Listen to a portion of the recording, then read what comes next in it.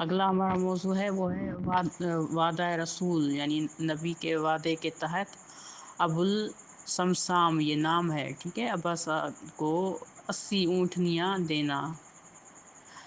کہتے ہیں کہ ثاقب المناقب میں ابن عباس سے منقول ہے کہ ابوالسمسام جو ہے رسول خدا صلی اللہ علیہ وآلہ وسلم کے پاس آیا۔ اس نے اپنے ناکا کو جو ہے دروازہ مسجد پر بٹھایا اور حاضرین پر سلام کرنے کے بعد کہا، تم میں وہ نعوذ باللہ گمراہ شخص کون ہے جو نبوت کا دعوے دار ہے؟ ٹھیک ہے۔ سلمان فارسی نے اٹھ کر کہا، اے رابی، کیا تو اس روشن چہرے اور چمکتی جبیں اور حوض و شفاعت قرآن و قبلہ تاج و علم جمعہ و جماعت کے مالک کو نہیں دیکھ رہا؟ یہ صاحب تواضع و تسکین ہے، ٹھیک ہے، یہ کائنات کے بڑے فیاض اور سخی ہیں، یہ صاحب سیف و عصا ہے۔ سیف یعنی تلوار کے لیے استعمال ہوتا ہے، عصا یعنی لاٹھ کے لیے، ٹھیک ہے، یہ معنی ہے ان کا۔ یہ تکبیر و تحلیل بند کرنے والے اور نور و شرف کے مالک اور بلندی و رفعت کے حامل سخاوت و شجاعت ہیں، ٹھیک ہے، شجاعت میں بے نظیر اور نماز و زکوٰۃ کو قائم کرنے والے، حج و احرام، زمزم و مقام مشعر حرام، یوم مشہود، مقام محمود، حوض جو ہے مورود اور شفاعت کبریٰ کے مالک اور ہمارے آقا و سردار، ٹھیک ہے۔ اس کے بعد کہتے ہیں کہ رسول خدا صلی اللہ علیہ وآلہ وسلم یہی ہیں۔ عرابی نے کہا، اگر آپ جو ہے نبی ہیں تو مجھے بتائیں کہ قیامت کب قائم ہوگی، بارش کب آئے گی، اور میری ناکا کے بطن میں کیا ہے، اور کل مجھے کیا حالات پیش آئیں گے، اور میں کب مروں گا۔ تو رسول خدا صلی اللہ علیہ وآلہ وسلم نے اسے کوئی جواب نہ دیا۔ اس وقت جبرائیل امین یہ آیت لے کر نازل ہوئے، کون سی؟ کہ بسم اللہ الرحمن الرحیم، ان اللہ عندہ علم الساعۃ وینزل الغیث ویعلم ما فی الارحام وما تدری نفس ماذا تکسب غدا وما تدری نفس بأی ارض تموت ان اللہ علیم خبیر۔ اللہ کے پاس ہی قیامت کا علم ہے اور وہی بارش برساتا ہے، اور جو کچھ شکموں میں ہے وہ اسے جانتا ہے، اور کوئی نہیں جانتا کہ کل اسے کیا پیش آئے گا، اور کسی کو معلوم نہیں ہے کہ وہ کس سرزمین پر مرے گا، بے شک اللہ جاننے والا اور خبر رکھنے والا ہے۔ کہ جب عرابی نے یہ آیت سنی تو اس نے کہا، آپ ہاتھ بڑھائیں، میں گواہی دیتا ہوں کہ اللہ کے علاوہ کوئی معبود نہیں اور آپ اللہ کے رسول ہیں۔ پھر اس نے کہا، اگر میں اپنے خاندان اور اپنی قوم کو مسلمان کر دوں تو آپ مجھے کیا انعام دیں گے؟ رسول خدا صلی اللہ علیہ وآلہ وسلم نے فرمایا کہ میں تجھے 80 اونٹنیاں دوں گا جن کی پشت سرخ، پیٹھ سفید، آنکھیں سیاہ، ان پر یمن کے پالان اور حجاز کی مہاریں ہوں گی۔ عرابی نے کہا، بہتر ہے آپ اس معاہدے کو تحریری شکل دے دیں۔ رسول خدا صلی اللہ علیہ وآلہ وسلم نے جو ہے حضرت امیر المومنین علیہ السلام سے فرمایا، ابوالحسن، تم یہ تحریر لکھو، بسم اللہ الرحمن الرحیم، محمد بن عبداللہ بن عبد المطلب بن ہاشم بن عبد المناف بذریعہ تحریر جو ہے حزاب، ٹھیک ہے، ابوالسمسام عباسی سے یہ وعدہ کرتا ہے کہ اس نے تبلیغ کے ذریعے سے اپنے خاندان اور قوم کو مسلمان بنا دینا ہے یا بنا دیا ہے، تو پھر میں اسے 80 اونٹنیاں دوں گا جن کی پشت سرخ، شکم سفید اور آنکھیں سیاہ ہوں گی، اور ان پر یمن کے پالان اور حجاز کی مہار ہوگی۔ یہ تحریر لے کر ابو سمسام جو ہے وہ اپنے وطن چلا گیا، اور وہاں اس نے اپنی قوم کو تبلیغ کی اور کچھ عرصہ بعد اس کی قوم نے اس کی تبلیغ سے متاثر ہو کر اسلام قبول کیا۔ اس کے بعد جو ہے جو ہے سمسام جو ہے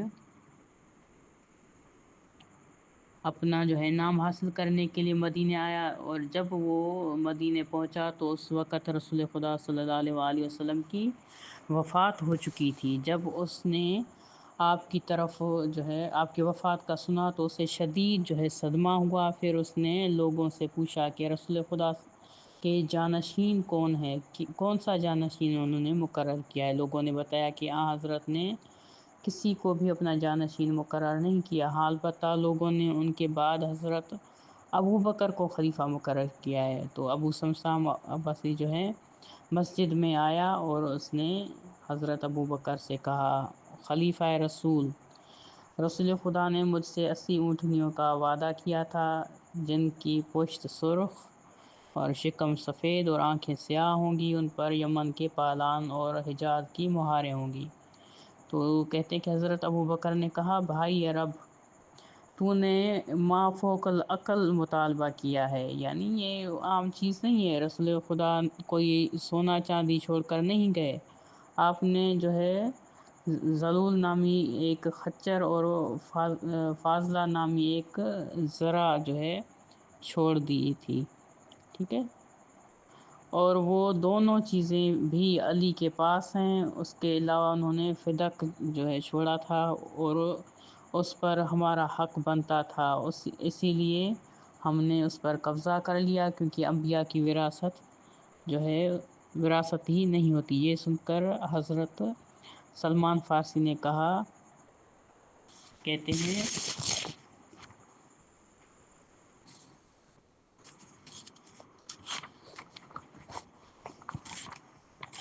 یہاں پر کہتے ہیں کہ تم نے کیا اور کچھ جو ہے نہ کیا، اور تم نے حضرت امیر کے حق پر قبضہ کیا، یہ معاملہ اس کے سپرد کرو جو ان کا اہل ہے، یعنی باغ فدق کے حوالے سے اس نے کہا۔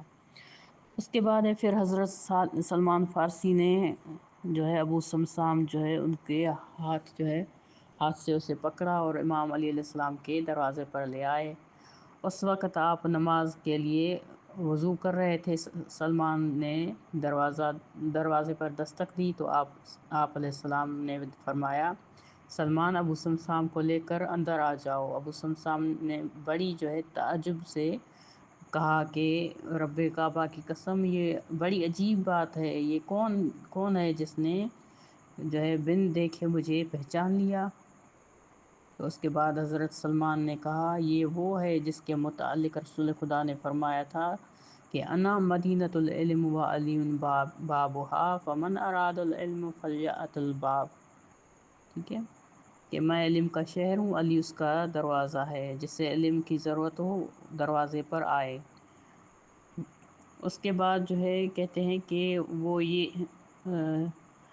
یہ وہ ہے جس کے متعلق رسول خدا نے فرمایا کہ علی تمام انسانوں سے افضل ہیں، جو اس پر راضی ہو اس نے جو ہے شکر ادا کیا، اور جس نے انکار کیا اس نے کفر کیا۔ اس کے بعد ہے سورہ مریم میں آیت نمبر 5 میں کہ یہ وہ ہے جس کے متعلق اللہ تعالیٰ نے سورہ مریم میں یعنی آیت نمبر 5 میں فرمایا کہ بسم اللہ الرحمن الرحیم وَجَعَلْنَا لَهُمْ لِسَانَ صِدْقٍ عَلِيًّا، ٹھیک ہے، علیہ، اور ہم نے ان کے لیے علی کو زبان صداقت قرار دیا۔ پھر فرماتے ہیں یہ وہ ہے جس کے متعلق اللہ نے فرمایا بسم اللہ الرحمن الرحیم افمن کان مؤمنا کمن کان فاسقا لا یستوی، کہ سورہ سجدہ آیت نمبر 18 میں کہ کیا جو مومن ہے وہ کسی فاسق کی طرح ہو سکتا ہے؟ وہ برابر نہیں ہو سکتا، یعنی نہیں ہے۔ اس کے بعد جو ہے دوسرے اس میں فرماتے ہیں کہ یہ وہ ہے جس کے متعلق اللہ تعالیٰ نے فرمایا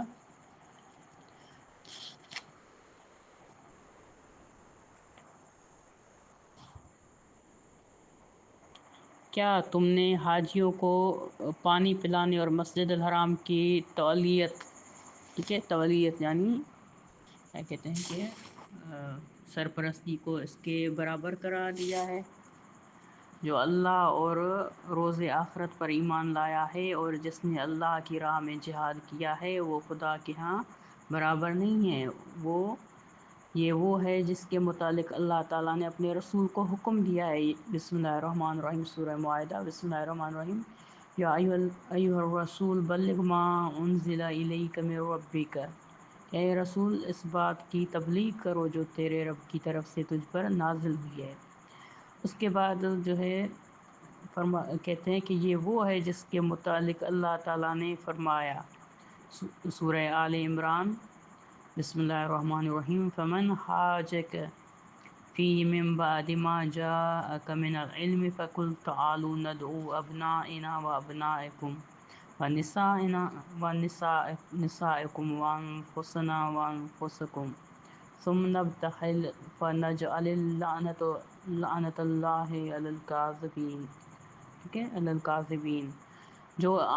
جو علم آنے والے کے بعد آپ سے جھگڑا کرے تو آپ کہہ دیں کہ آؤ ہم اپنے جو ہے بیٹوں کو بلائیں اور تم اپنے بیٹوں کو بلاؤ، ہم اپنی بیٹیوں کو بلائیں اور تم اپنی بیٹیوں کو بلاؤ، اور ہم اپنی جانوں کو بلائیں تم اپنی جانوں کو بلاؤ۔ جانوں سے مراد ہے نفس، یعنی ایک جیسا، جو یعنی خود کے لیے استعمال ہوتا ہے نا یہ ایک جیسا، یا نفس یعنی، تو اس لیے امام علی علیہ السلام کے بارے میں پھر فرماتے ہیں، پھر ہم ایک دوسرے پر بد دعا کرتے ہیں اور جھوٹوں پر اللہ کی لعنت ہے۔ یعنی یہ سلمان فارسی جو ہے ان کو امام علی علیہ السلام کا مرتبہ جو ہے وہ بتا رہے ہیں۔